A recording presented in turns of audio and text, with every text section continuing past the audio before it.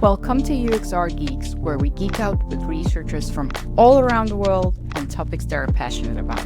I'm your host, Knowles, a researcher and a product manager, and this podcast is brought to you by UX Week, the UX research platform for recruiting, contacting, analyzing, and sharing insights all in one place. This is UXR Geeks, and you're listening to an episode that I did with Hannah. Hannah is a user, researcher, freelancer, and a completely amazing person that I really loved the conversation with. We were talking about freedom in research, what it means when you do things your own way, how can it influence your work, and how to actually have fun while doing your job. So I won't give up too much in this intro. I hope you will enjoy the conversation as I did. Tune in.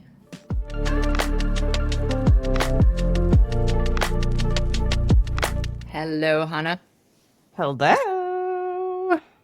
I would gladly jump into a topic because I just love that we are doing it together. But I'm always inviting our guests to introduce themselves and maybe to tell us what is exciting about your life right now. I'm Hannah. I'm a user researcher.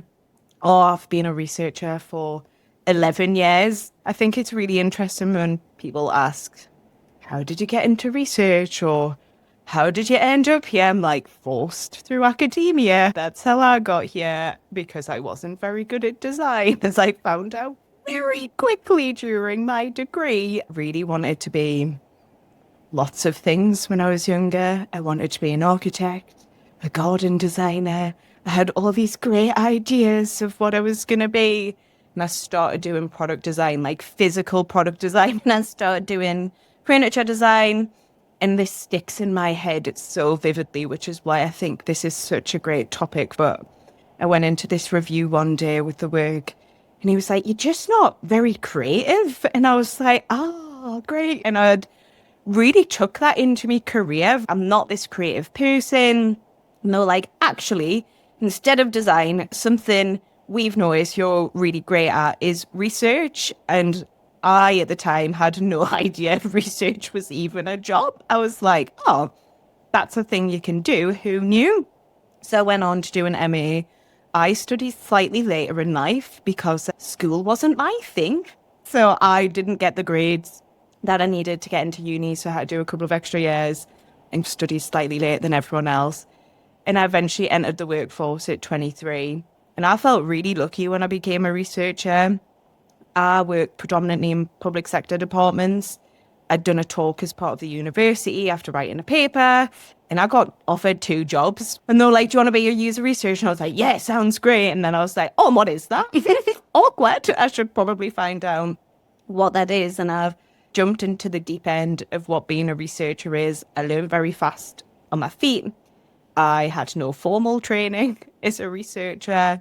I didn't come from one of these traditional backgrounds either for research, which is usually psychology. I know a lot of psychologists that have moved into the field, and I felt really alienated. I started off as a junior with no experience, and one of the most exciting things I get to do now is be a freelancer. I love being a freelancer. Now it's taken us 11 years to get here, but along the way, I've learned all these different skill sets that I needed to come here and work on exciting projects. And not just projects I have to work on, because let's be real, the market can feel sometimes like I have to do work that I maybe don't want to.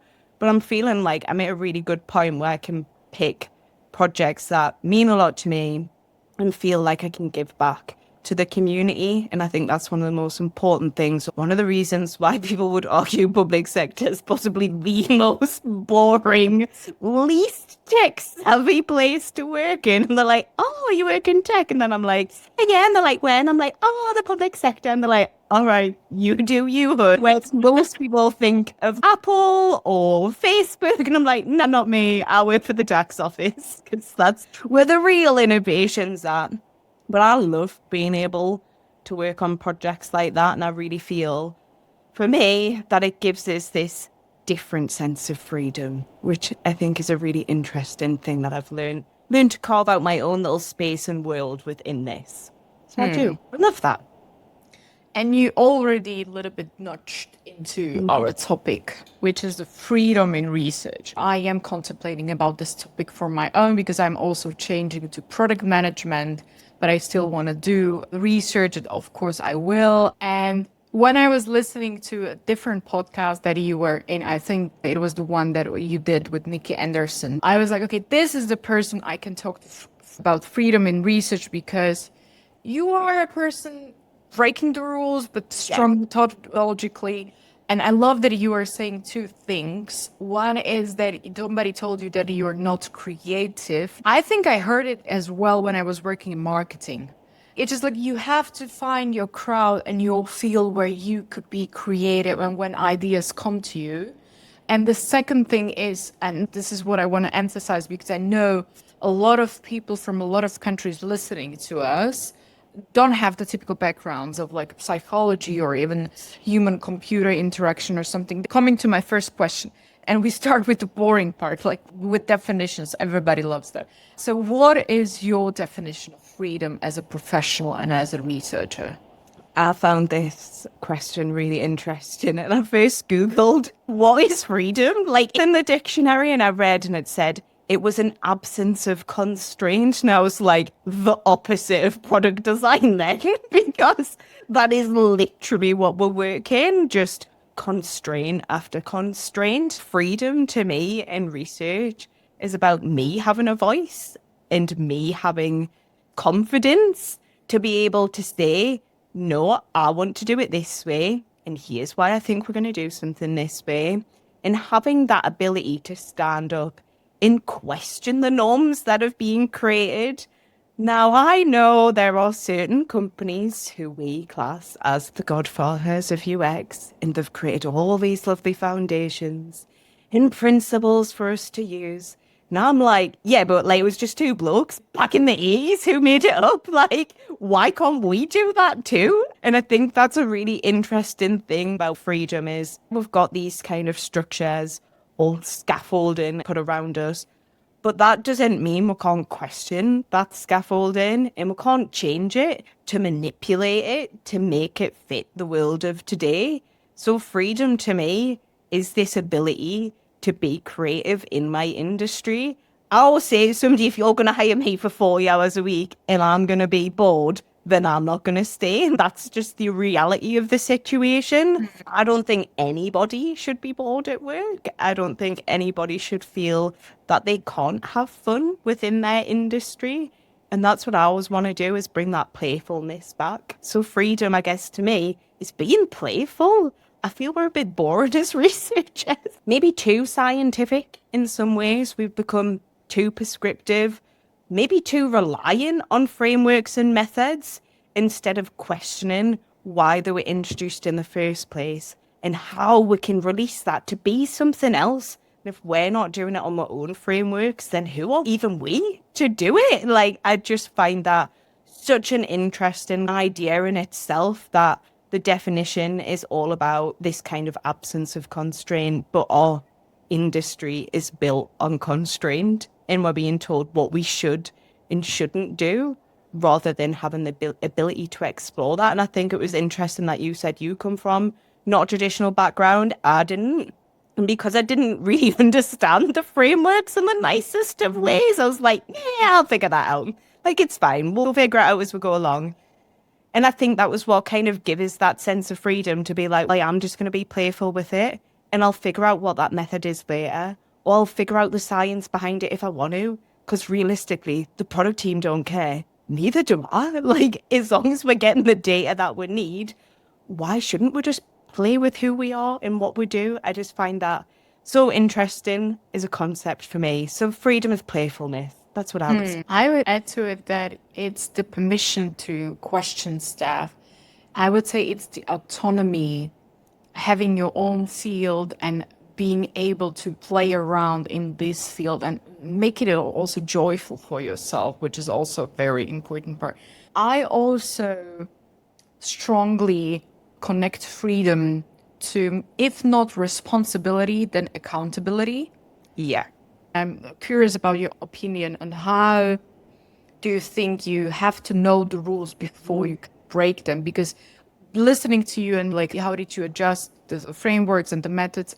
I was also the same because I was in some projects and I was like, I don't have the time to go through it theoretically. I have to deliver. So I was like, okay, Google, tell me. It was Google at the time, not AI.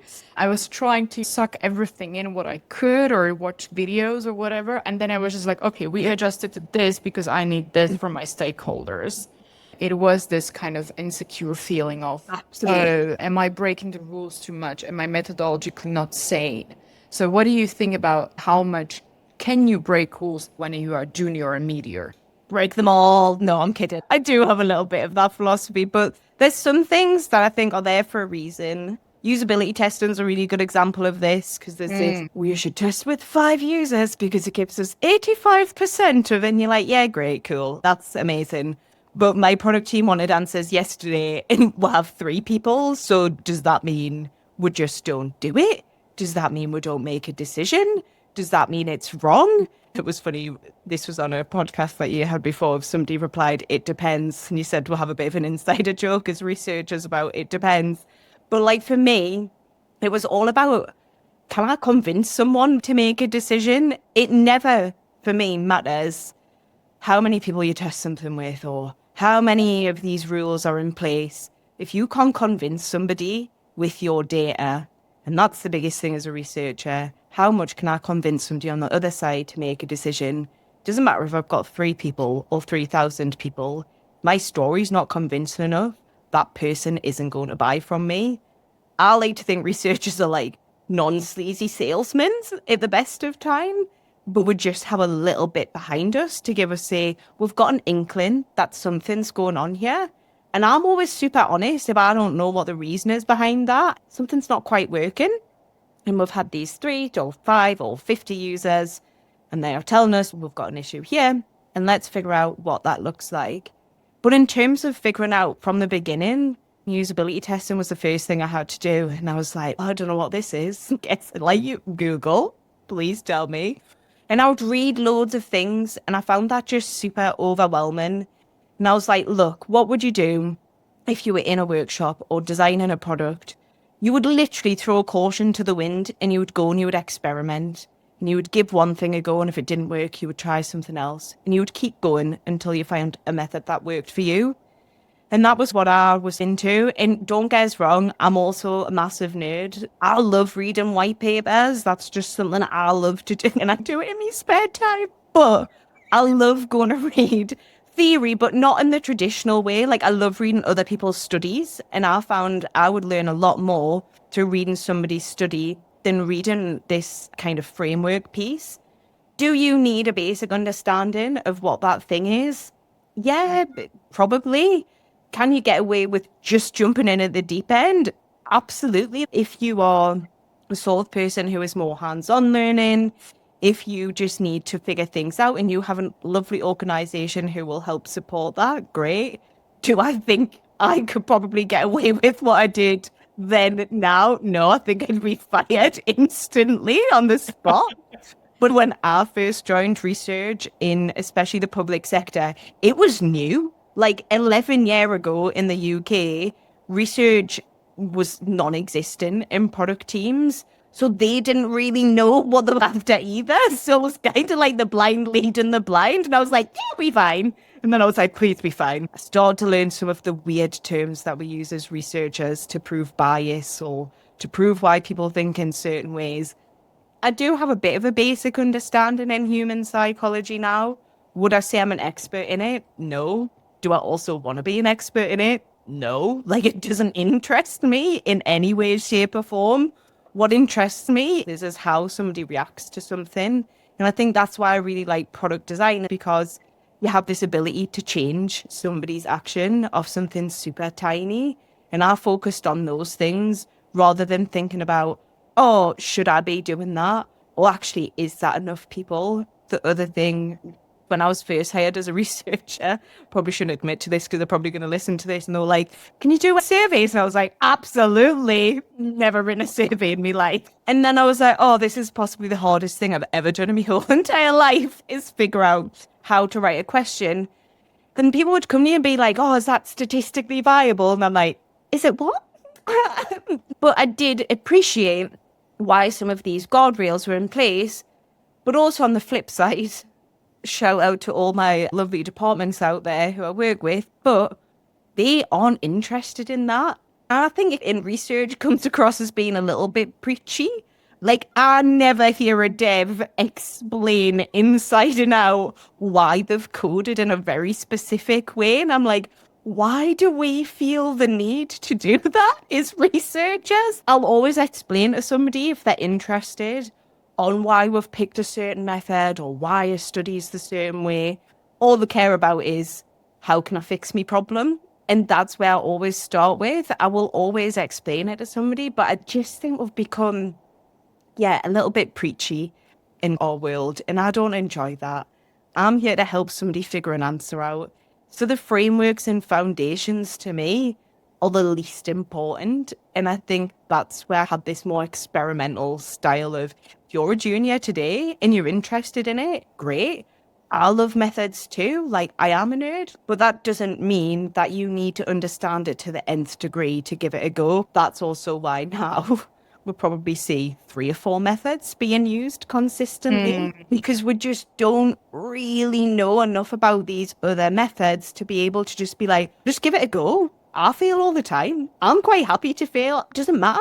We'll find something out, and there'll always be something useful in that study, even if you haven't quite done it. And I remember, actually, this is another lecture. He was always like, lots of people, 99% of people, don't know what you're supposed to be doing. So if you point it out and you're like, oh, maybe quite didn't have enough people for that study, why? Your stakeholder doesn't know. They're not going to go Google it. They don't have time. Just tell them it was enough. It's totally fine to do that. And I just find it really interesting that, especially depending on where you work or what your product is or the industry you work in, these foundations are based on very specific things. And if we don't start to question that, or if we don't start to move away from that, we'll just hem ourselves in. We'll be right back after a short break with a commercial message from our sponsors. Hey UXR geeks, you know this podcast is brought to you by UX Tweak. I've tried several UX research tools before, and most either make recruitment a nightmare or overcomplicate the analysis. UX Tweak is the first one that actually does both well. I can recruit participants from over 130 countries with solid quality checks and detailed profiling, and it supports both moderated and unmoderated studies, and analyzing results doesn't feel overwhelming. It just makes my research smoother. So if you're curious, go to uxtweak.com website and start for free. No credit card and no strings attached.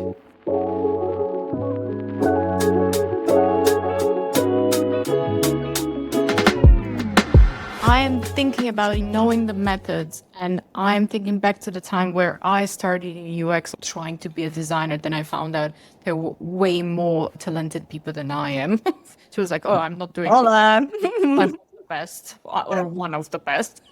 So give us a job, though. Yeah.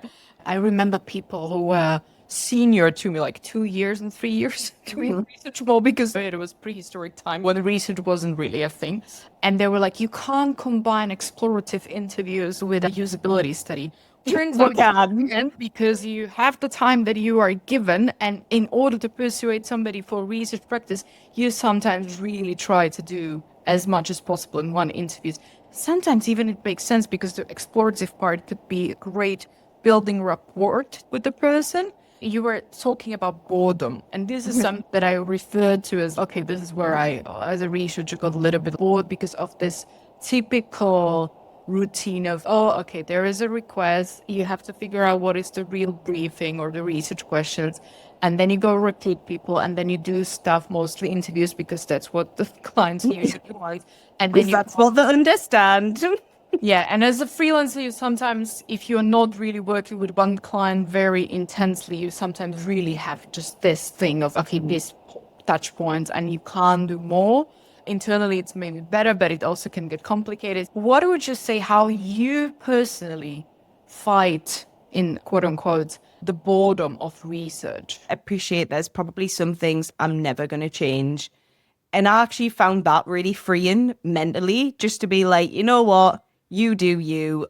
There's certain bits I can't change. But the thing that I thought was really interesting there, what you said is, the bit I can control is the study itself. So I can control how much or little I want to pull into that. Once I present the data and stakeholders appreciate that we've got the answer that they need, again, they don't really care about those ins and outs. But one of the things I learned quickly was how to speed up some of the bits I don't like doing.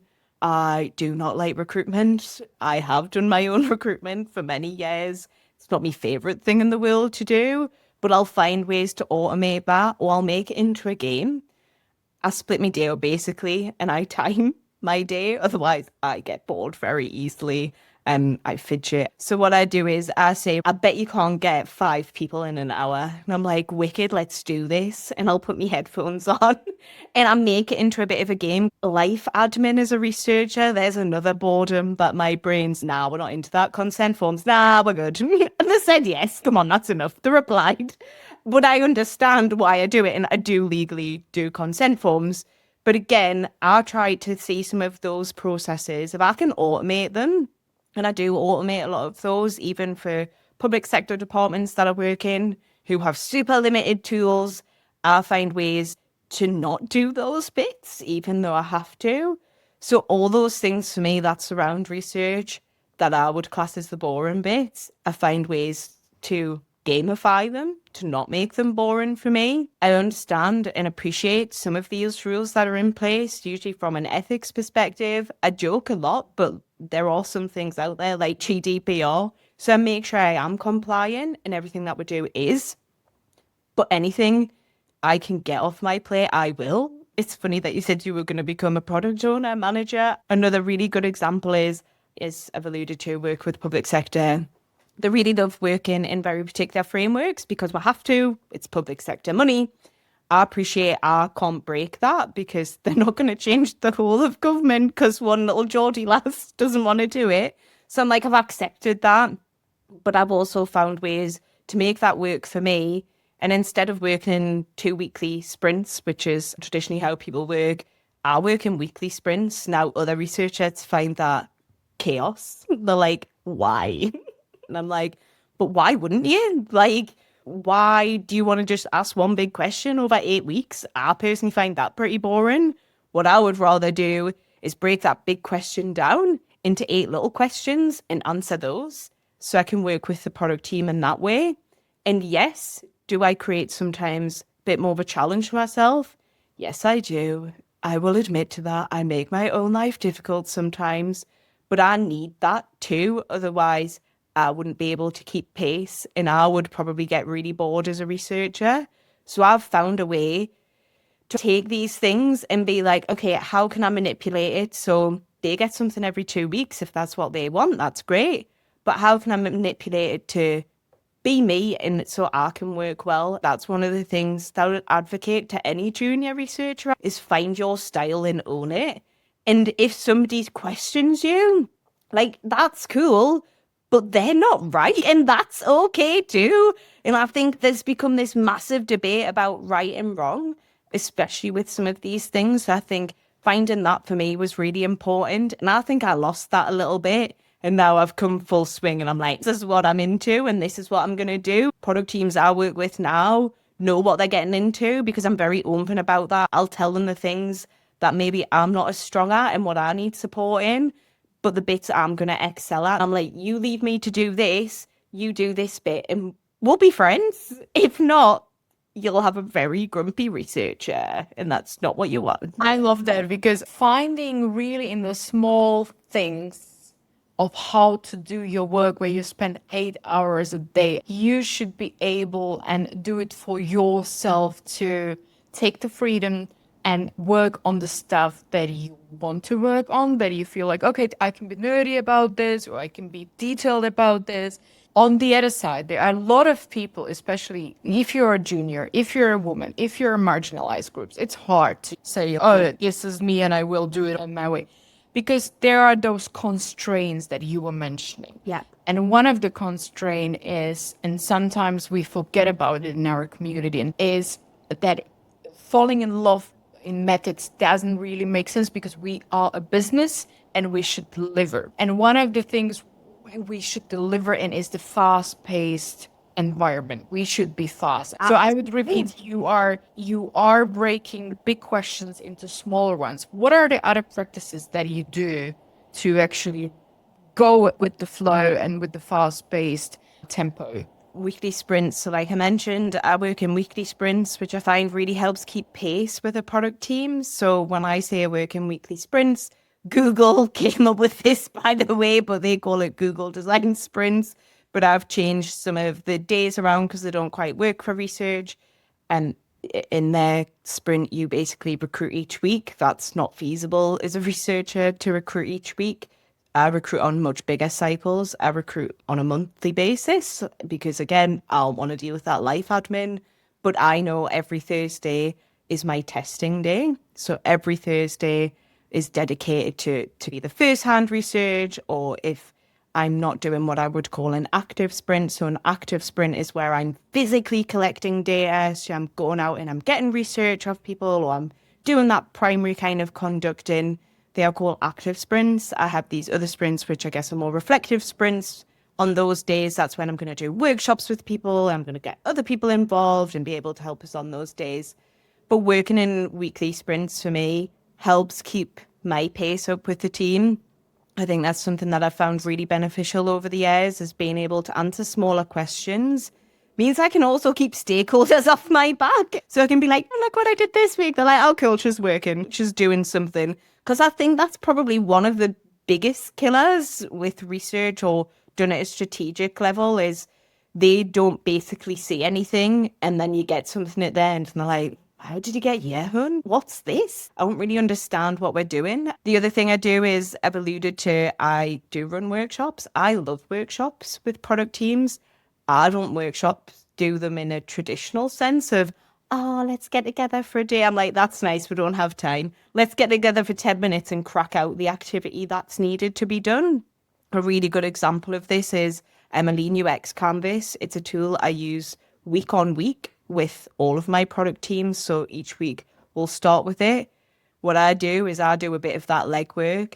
And if I only need 5 minutes with them, that's how long the workshop is. If I need an hour and a half with them, that's how long the workshop is. I'm not one of these people who's, it said 60 minutes, so we're going to sit here for the full 60 minutes. I just don't believe in that mentality at all. Let's crack on. The other good thing about that, of taking these kind of bigger, longer methods and finding ways to shorten them, and this is probably what you heard with Nikki, is I'll basically tag them on to any of the activity that is already in people's diaries. If I've got to go to a stand every day, hell yeah, I'm asking a research question while we're there. I want everyone in the room to write an assumption and pop it on the board. Like, I'm going to find ways to integrate it into their life. They're not going to come to me and be like, oh, do you know what I'd really love? An hour just to chat through our assumptions. So I was like, if they're not going to come to me, I'm just going to force me way in through the door, and I'm going to make you do my activities, whether you want to or not, because I'm a lovingly forceful human, and who can say no when I come knocking? Though they do say no a lot, to be fair. I think that's one of the things that I learned like really quickly, was just because it does take a long time to do an assumption mapping, why can't you just go day by day and stage by stage? And by the end of the week, you've done that full activity. Nobody said we couldn't break it down and do it in stages. And that's where my mind kind of works. A bit like Lego blocks is the best way to describe it. If I can take a little bit of information each day and at the end have a cute little house, great. I would rather have that than just a block, because we got sidetracked or somebody had to go somewhere and do something else. So I think that for me helps keep the team informed, not bored, because let's face it, if I go to another workshop where somebody's secretly scrolling on their phone underneath the desk, I swear to God, it's going in the bin. But that happens just because of the world we now live in. Would traditionally do hybrid workshops or workshops on your computer. I can blatantly tell when someone's not paying attention. So I'm like, I don't want to deal with that. You're not interested. I'm not interested. let's just find ways to shorten it. I also do that or take that mentality with research sessions. One of the things I notice, particularly in public sector, is everyone would book a usability test in for an hour. And I'm like, yeah, but the task takes 5 minutes. What we're going to chat about for an hour? And I would watch some other, again, really seasoned, beautiful researchers do it. But then you can tell where it's getting everyone's getting a bit tense and awkward when you're like, I don't know how many more ways to ask this same question. So one of the things I always do, my sessions are maximum of 30 minutes. I believe that's when most people lose their focus naturally anyway. I don't think sessions need to be an hour long to get the same sense of data, especially if it is a usability test or if I'm asking smaller questions. I don't need that same length of time with somebody. I can go in and, I guess now off years of experience, be able to maybe do some of those things like rapport a little bit quicker, or maybe we've just learned tips and tricks along the way to get somebody to open up a little bit sooner to us. But also, they're not going to do it in an hour. If they're not going to do it in the first 5 minutes, they're probably not going to do it at all. And that's okay too. So I think it was accepting some of these things for me to be like, okay, I also don't want to go through an hour's worth of data. Like, I don't know many researchers, especially now, who would want to sit and watch videos of themselves back for 5 hours. You get a lot of data from those sessions, and that takes up a lot of our time. We spend most of our time in analysis, especially if you're not privy to using lots of tools. Again, I come from a world which is super constrained. I've got really personal data. People are talking to us about really sensitive topics. And actually, is it ethical or is it moral to put it in? Probably not. So I was like, if I can't find a physical tool to help me do that, there are great tools on the market, by the way. If you can do that, look at them.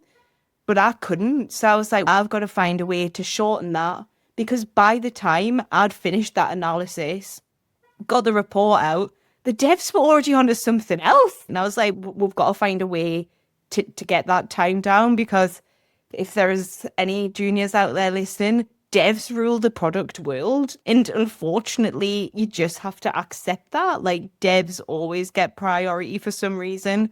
I don't know why. I love all me devs, and I do. But what they say tends to go, and product teams are really built around their cycle. So I was like, how can I build a cycle around their working framework? What dev language can I use and apply that to research? Because we seem to like that.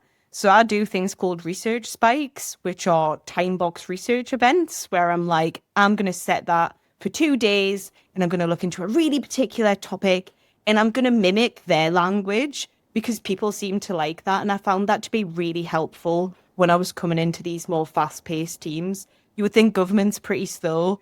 That's wrong. Government is probably one of the fastest, hardest places I've ever had to work, not just because we deal with really huge and life-changing services for most people, but because we have so much red tape. And our legislation does change quite a lot, and what we're allowed to do and what we should be doing is constantly evolving. They're just some of the things that I've found to deal with the world of tech. I love that you are being so practical, but if I go back to the high level to close it up also, and please add on it, from what I heard, what people could have from this episode is be playful, Yeah. do you, adjust to the fast pace, not just only adjust to the fast pace, but adjust your methods onto your stakeholders and their language. I love, by the way, that you were saying learn the dev language, not the business language. It's a niche detail, but I love it. Is there anything else that we didn't mention? I think just be bold. Like, I would love to just see researchers be more bold in what they're doing. I love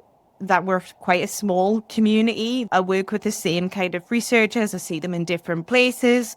But one of the things I've noticed is people have mellowed to all be in this same style. And I would just love us to see being a little bit more bold with what we're doing, like what we used to be. I don't know whether that's maybe because of where the industry's currently at. Is it just because we do cross-pollinate more? So actually we're starting to see some of these same ideas just mellow out a little bit, and we're coming into this kind of stage. But I would love to see, especially juniors out there, bring some of these fresh ideas in for more senior members of the community to embrace these ways of working, because I think that is one of the biggest things that changes the way we work, is being bold. And I love something that you said actually was, I am very practical, in case you haven't noticed, like the most practical human in the world. And I think that is the key to research right now, is being practical rather than being preachy. Be practical with your research team and what you can do. If you can research with one person a week, research with one person a week. That's okay too, because in 6 weeks' time, you've run a full study. Yes, it's took 6 weeks, but I'd rather have something than nothing to go off.